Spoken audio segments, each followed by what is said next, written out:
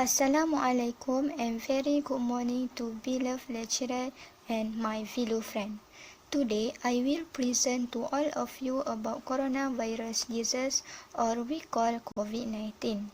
First of all, let me introduce myself. My name is Hanis Faradiana binti Muhammad Rosli.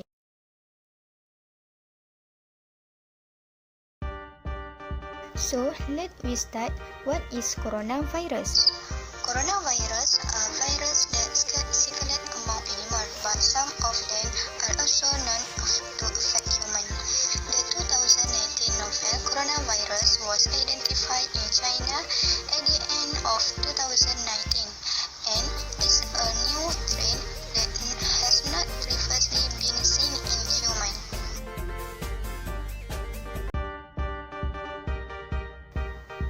Now, nearly 3 months later, the outbreak has spread to 33 countries around the world, including South Korea, Japan, Thailand, Iran, Italy, the UK, the US, Brazil, and many other countries.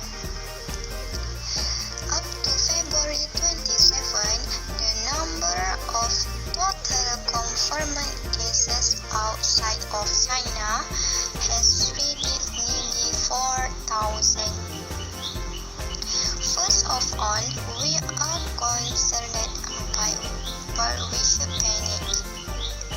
And we need to look at the rationally, especially when you think you must have it. So, how do you know if you are infected with COVID-19?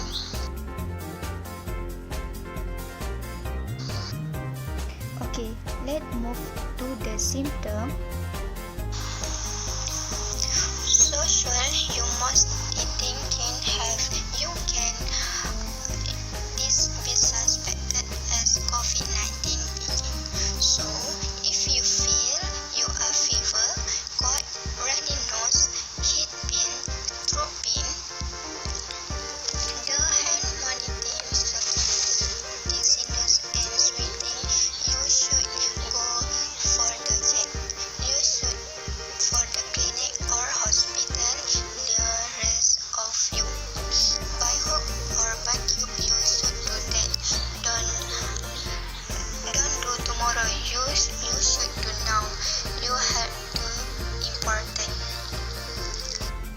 So, to prevent All the symptoms from of being infected COVID-19, we should ourselves. First of all, we need contact with others. We should do social distancing. We need distancing ourselves of others to make sure the virus do not spread by contact. Second, we should wear medical masks. Next, vitamin to body and wash hand with soap after you go out. And wash fruit and vegetables.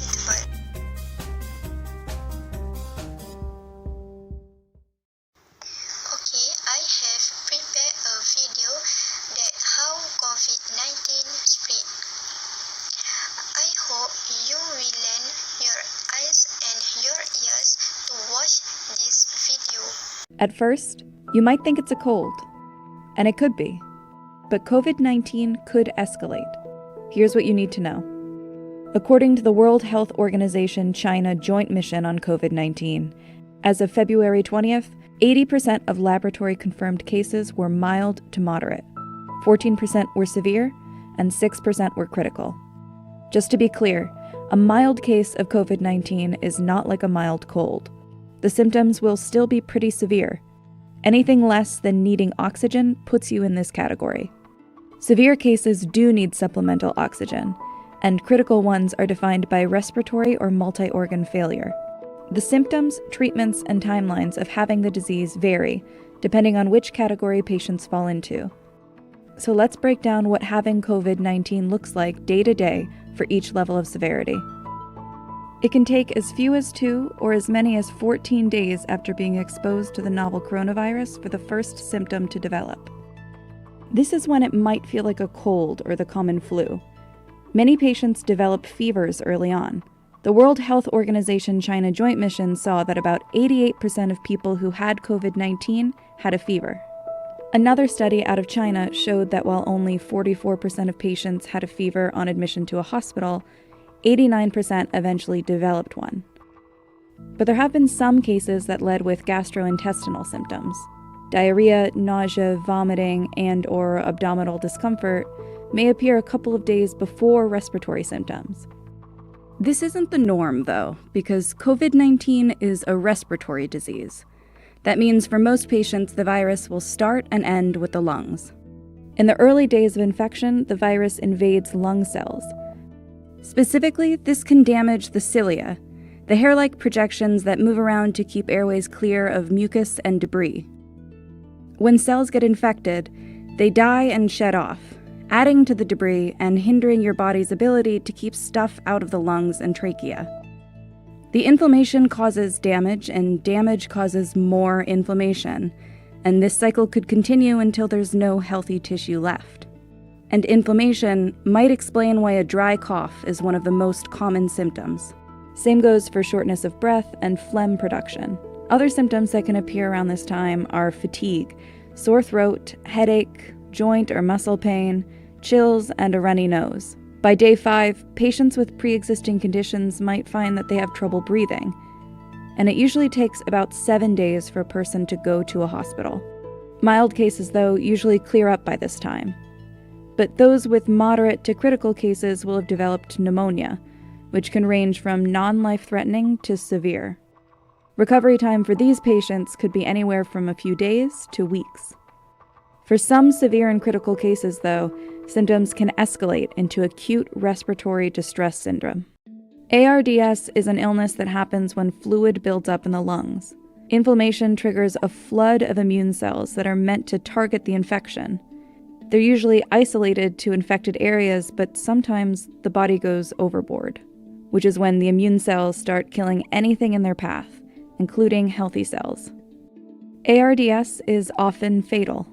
In critical cases, it can lead to respiratory failure, requiring advanced life support, and this is most likely when patients head to the ICU. ARDS treatment includes supplemental oxygen and mechanical ventilation.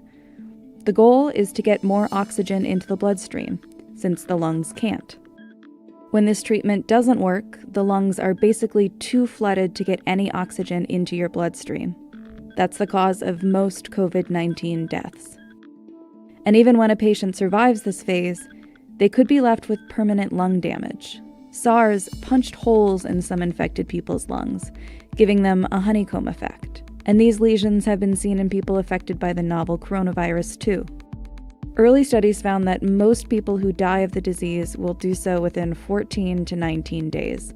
And on average, people who recover are released from the hospital after 2.5 weeks.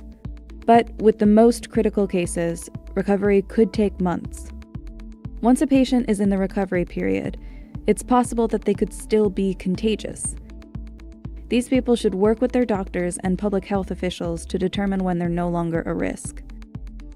As of now, there is no vaccine for the virus, so the best way to avoid getting sick is to avoid being exposed. COVID-19 spreads easily from person to person through coughing and sneezing, so wash your hands often and avoid close contact with people who are sick, and clean and disinfect surfaces that you use daily. COVID-19 should be taken seriously, but most cases are survivable. So stay home, stay clean, and don't panic. So I has made nation care of all of us for the you guys stay at home and please listen to the World Health Organization from time by time. They do the best for us to make sure of all us in a safe. I begin to all of you, please stay at home. Let's fight the COVID-19 before I update, I want to thanks to all of frontliner that sacrificed to fight this disease. That's all for me. Thank you.